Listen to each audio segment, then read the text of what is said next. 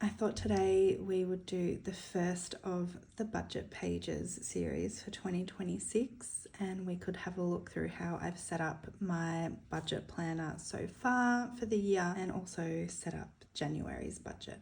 So let's get into it.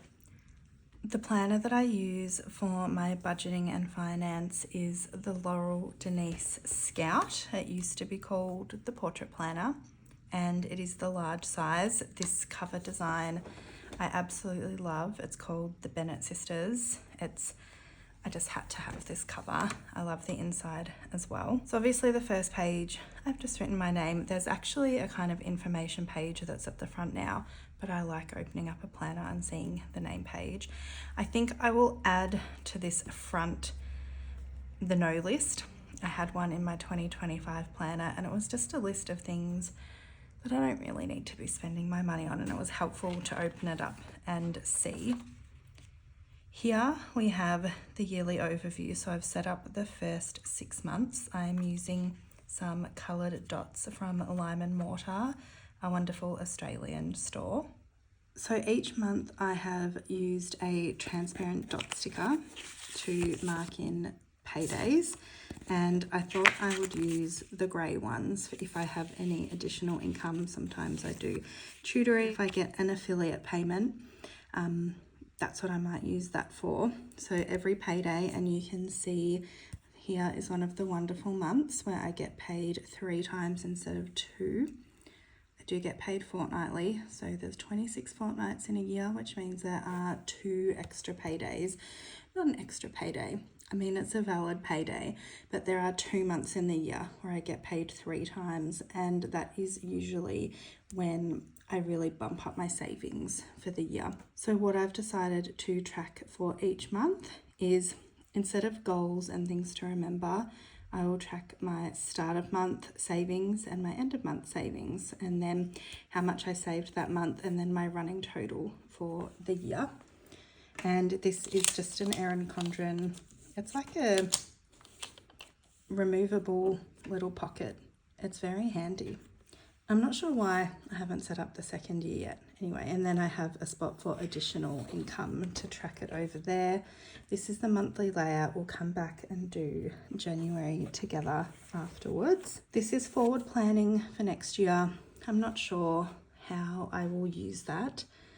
I've added in some inserts. So this is the goal planning insert. The inserts kind of are laminated and you can pop them in quite easily. So this goal planning page is looking at a monthly breakdown. It actually says, unless you have a plan and a when, your goal is just a dream. Use the section below to jot down things that take up brain space, time and energy during each month so that you can set up a realistic timeline for your goal. If you travel for an entire month, have a big work project due another month, or your family activity schedule is pretty heavy during seasons, then you won't be able to work on your goals during these months. This exercise is to help you visualize your goal and plan accordingly. So talking about goals, my finance goals for 2026 are kind of mixed. I've been saving to buy a 2-bedroom apartment. I've been in my 1-bedroom for about 10 years and I love it, but I'm craving more space. So a big goal is to either keep saving or to buy a place. So it really depends. I was looking a bit last year, but nothing quite took my interest. So I will fill this in, but probably with sticky notes, because if I bought a place in May, I don't want to have the rest of this filled in. With my savings goal, that might change. So sticky notes are probably where it's at for that. And on the back here, there's a goal planning page per month. I'm not exactly sure how I will use that. I need to have a think. And then I will fill this in as well for my finance goals. So long-term, short-term, quick wins. As soon as I do buy a new place, I'll have to either sell this place before or afterwards, but also then I'll get back into a bit more like future goals and goal breakdown. So that will be probably for my 2-bedroom apartment, I'm not sure. I actually made this savings tracker last year, but I forgot to use it. So I snipped it out of last year's planner and put it in. It is a savings tracker, so I will fill that in as I go. And then we're back to the normal pages. So these were all inserts or things that I've added to the notes section. I think I will use this yearly wins and yearly lessons. This yearly overview page, I've highlighted all of the weekends with the Tombow marker. I think it was N89 I used for that. And I've decided to put my personal spending for each day in the box. So purely personal spending, not groceries or bills or anything like that. And then I figured at the space at the top of each month, I would put in my savings. I might have to be a bit creative with July and January. There's not so much room. But traditionally, I'm very bad at using these sorts of pages. So I'm locked in to use it. With all of the Laurel Denise planners now, you get these checklist pages. So I've decided to really knuckle down with looking at where my money is going. I was really happy with my savings in 2025. I met my savings goal with some extra, which is exciting, but I think I could be a little bit more specific with looking at where my money is going. So I have all of my fixed expenses down the side. They are bills, subscriptions, some of them are fortnightly, some of them are yearly, some of them are monthly. So at the end of each month, I will put in what the total was, and then I'll have a yearly total for each category and for each month at the end of the year. And then on the right, I have my variable expenses. So example, groceries, clothes, petrol, planner things, travel, transport, all of that. And there's lots of room here for if I add any more categories. I have said in previous videos that I used to be a really hardcore budgeter in terms of setting a budget for all of these categories per month. I'm still not going to do that, but I am going to track my spending to look at my patterns. There's a few more of these checklists for if I feel the need to use them, and then there's just some blank pages. I will also add in my goals and what I want my habits and routines to be. For example, tracking my spending for each day, doing a weekly summary, doing monthly goals, that kind of thing. So let's get into January's budget. I will be using these sticky notes. It is the set that's designed for the Scout planner, the neutral set from Laurel Denise. I am a Laurel Denise affiliate, and a huge thank you to everyone who used my affiliate codes last year. I can't tell you how much I appreciate it, and thank you for using them. It helps me keep my Instagram and YouTube going to be able to show you fun new things. And my affiliate code is MyLifePlanned10 with a 1 and a 0 on the end. If you are interested, it will always get you 10% off your order at Laurel Denise. So I usually put a washi at the top.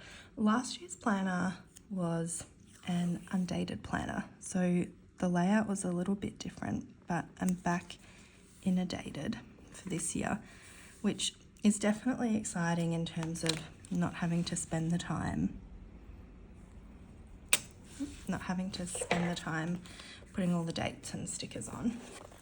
So I chose a washi from the Coffee Monsters Co. to start off the year. I just like the design and it's fairly neutral. Sometimes I like really bright washi tape in here, but I saw this and thought, yep, that'll be good.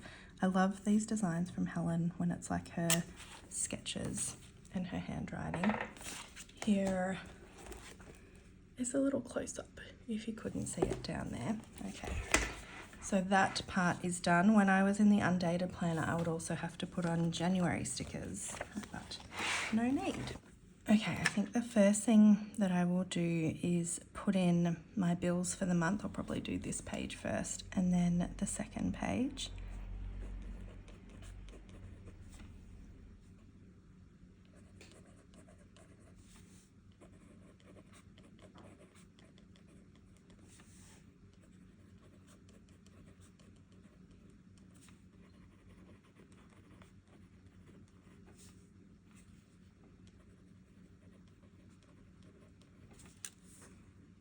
Adding in my payday stickers. I use a lot of sticky notes in this planner. I don't use a heap of stickers, but these ones are from 1521 Studio, one of my favourite Melbourne Australian planner companies. So as I go, if there's something that comes up and I need to make a decision about it,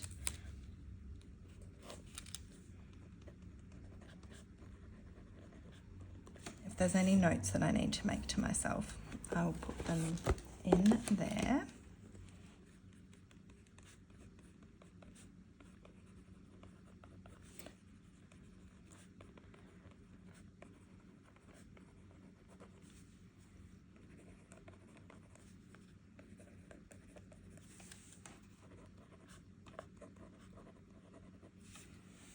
And then yoga as well. I really haven't been using it enough, so I need to decide if that's something that I want to keep.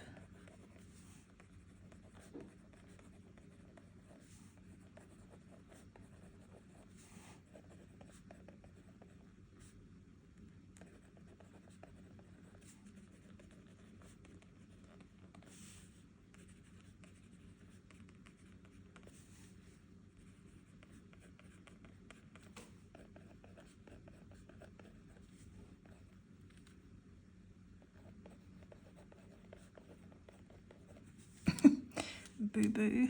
I hate how that looks, but that's fine. Whatever.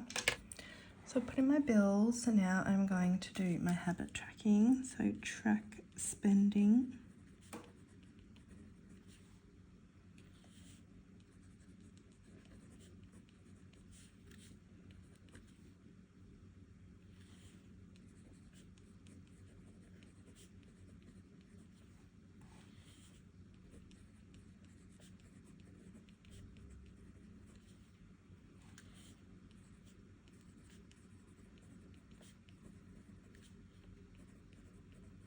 So that will be my habit tracking for January.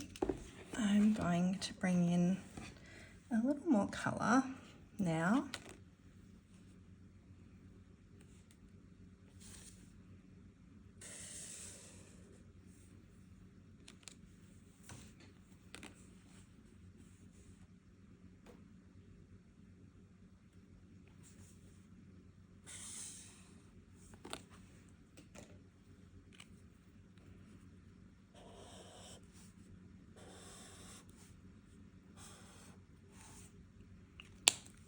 Okay, so we've got January goals.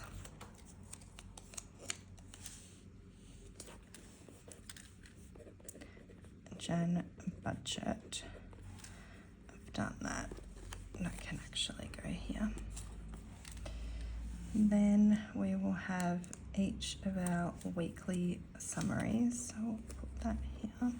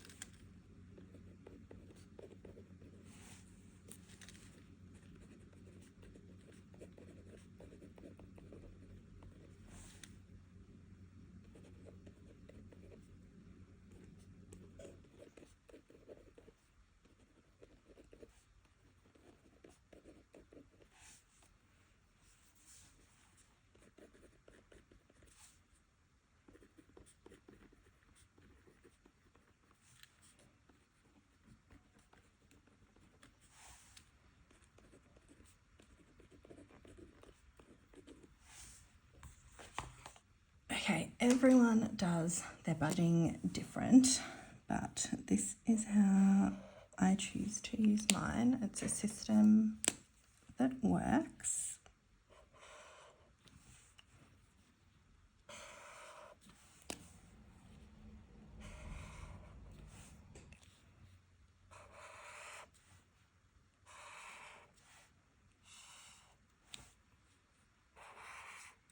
Okay, so I have my bills total. So my estimate for that is $3,688. Income, don't think I'll share that on camera. So savings goal, I would be very happy to save $2,000 this month. So start of month, how much is in my savings, my end of month goal for my savings, and then end of month actual. I feel like it's really messy at the bottom of this page, and then any notes. All right, everyone, thank you for joining me today. So my January budget is done. You can see I've got all my bills written in. I've got my paydays, I've got my spending. I've got my habit trackers, kind of my monthly overview with my goals. I've got my Kanban board. So once Sunday comes around, I will do my weekly spending review. I will share those a couple of times a month probably, and when I do that, this is where I do all of my spending. So it will be starting here for the first, then I do a summary each week, and then at the end of the month I do a little wrap up here.